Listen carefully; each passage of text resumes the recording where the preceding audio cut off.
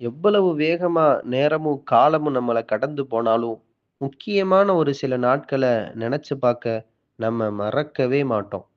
சரியா 19ஆம் நூற்றாண்டு 1886 இன்னைக்கு மே 1ஆம் தேதி. அமெரிக்காவில் சிகாகோங்கிற நகரத்துல லட்சக்கணக்கான தொழிலாளர்கள் வேலைய நிறுத்தி போராட்டம் செய்ய ஆரம்பிச்சாங்க. 10லிருந்து 18 மணி நேர வேலை. குறைவான சம்பளம்.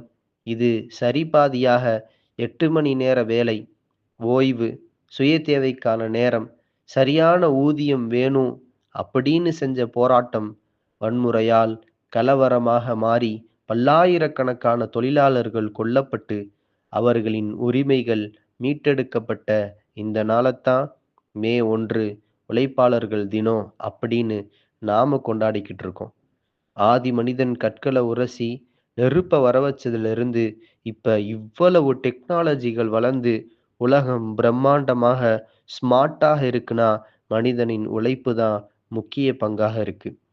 உழைப்பே உயர்வு அப்படிங்கிற இந்த வார்த்தைக்கு அதிகம் சொந்தக்காரர்கள் தமிழர்களாகிய நாம் தான்.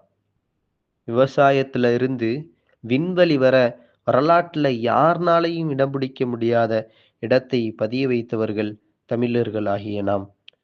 தன் கையால உழைச்சு, அதுல வர காசுல சாப்பிடுற ஒரு ருசியே தனி. இதத்தான் இஸ்லாமிய சமூகத்தின் தலைவரான நபிகள் நாயகம் ஸல்லல்லாஹு அலைஹி வஸல்லம் அவர்கள் சொல்லியிருப்பார்கள். தன் கையால் உழைத்து ஒருவர் உணவு உண்பதை விட, வேறு சிறந்த உணவை எவரும் சாப்பிட மாட்டார்.